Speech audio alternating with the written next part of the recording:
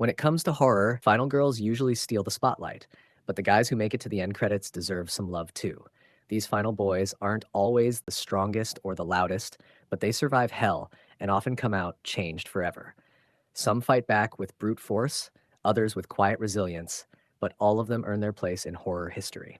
Let's count down the top 10 final boys in horror, from the overlooked to the unforgettable. End of story.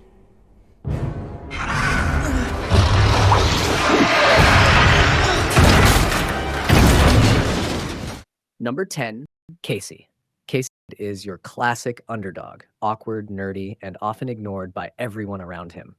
But when alien parasites invade the school, it's Casey who steps up. He notices the strange behavior before anyone else and pieces together the conspiracy while the jocks and teachers fall under alien control. Casey doesn't fight with his fists. He survives with intelligence, heart, and bravery. In a story about invasion and identity, he's the unlikely hero who saves the world.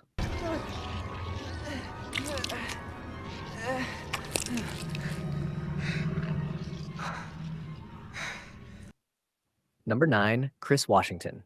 Do you have your deodorant? Check. Do you have your cozy clothes? Got that. What? Do they know I'm black? Chris isn't just fighting for his life.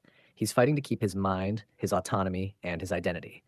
Trapped in a world of polite smiles hiding monstrous intentions, Chris navigates a psychological labyrinth designed to break him. His survival is methodical, calculated, and deeply emotional. From stuffing cotton in his ears to wielding a deer's antlers as a weapon, Chris's escape is nothing short of revolutionary. He's a final boy for the modern age and a symbol of resistance. Do you smoke in front of my daughter? I'm gonna quit. She'd take care of that for you. How? Hypnosis. Sink into the floor. Wait. Sink. Number 8, Jesse Walsh. Grady? What? It's starting to happen again. Jesse isn't just fighting Freddy, he's fighting himself. In a film layered with subtext about repressed identity and internal conflict, Jesse becomes a vessel for Freddy Krueger's murderous urges. His breakdowns, fear, and desperate attempts to regain control are some of the rawest in slasher history. Jesse doesn't survive by becoming a badass. He survives by confronting fear head-on, emotionally and mentally. In a genre full of surface-level scares, Jesse's story cuts deeper.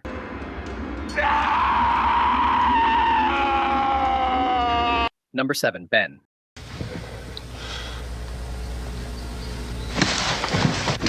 There are 2 of them out there. Have you seen any more around here? I can take care of those 2. Ben Jones was a game changer. Calm, resourceful, and composed, he takes charge when the zombie apocalypse begins, organizing survivors, boarding up the farmhouse, and making tough calls under pressure. His death, shot by a posse who mistake him for a threat, is one of the most shocking and tragic in horror.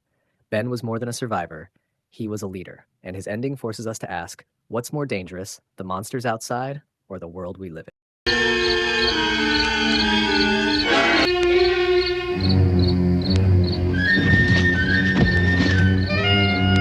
Number 6, Andy Barclay.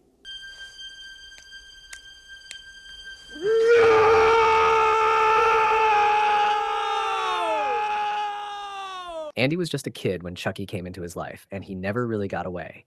Over the years, we see him grow from a frightened child into a determined adult, shaped by years of trauma and survival. Andy doesn't just fight Chucky, he studies him, traps him, and even tortures him. He's proof that surviving horror takes a toll, but also builds strength. He's not a one-time survivor, he's a long-term warrior in a lifelong fight.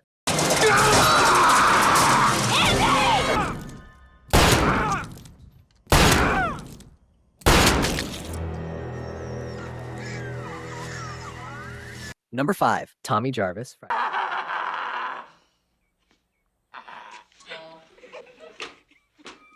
Tommy is the rare character who evolves across multiple slasher films. In Part 4, he's a horror-obsessed kid who ends Jason's reign. And by Part 6, he's turned into a full-on monster hunter. Tommy doesn't just survive Jason, he becomes Jason's greatest rival. His journey from victim to avenger makes him one of horror's most developed male characters. He's not just a final boy, he's a legacy.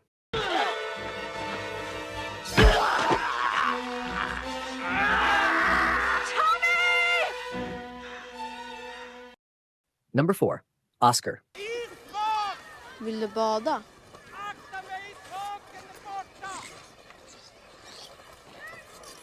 Oskar is a soft-spoken, isolated kid, constantly tormented by bullies and ignored by adults.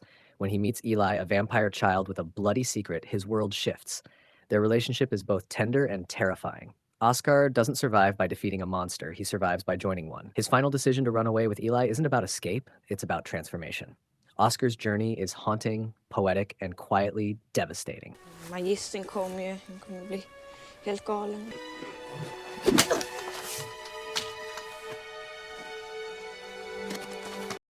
Number 3, Ash Williams. I fear that the only way to stop those possessed by the spirits of the book is through the act of bodily dismemberment.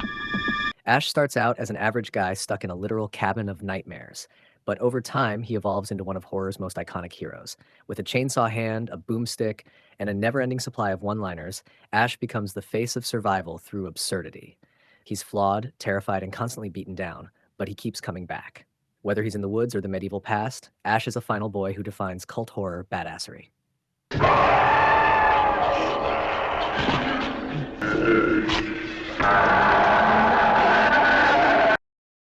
Number 2, Carter Davis. I wasn't sure if you wanted to sleep in or not, so. Where are my clothes? On the dresser. Carter might not be the main character, but he's the heart of the story. In a film all about time loops, he's the constant, supportive, kind, and always ready to help Tree solve her own murder. Carter dies more than once, often for Tree's sake, but never loses hope. His loyalty and moral compass never waver, even as chaos repeats around him. In a genre full of disposable boyfriends, Carter is a rare gem, genuinely good and crucial to survival. Been before we met.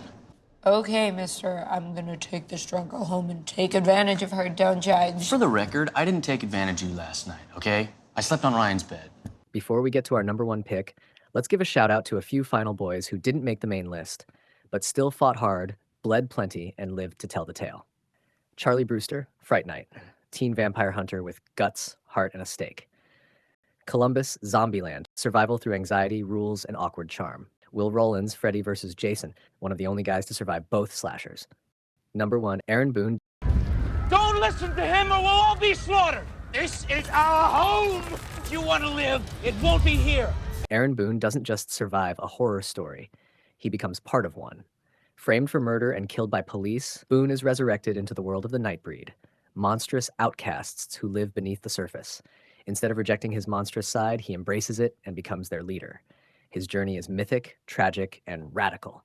Boone represents a different kind of final boy, one who isn't just trying to survive, but to belong in a world that fears him. I don't remember. Would you like to hear? No. So you think I did this?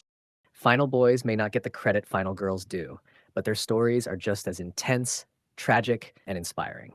Who's your favorite final boy in horror history?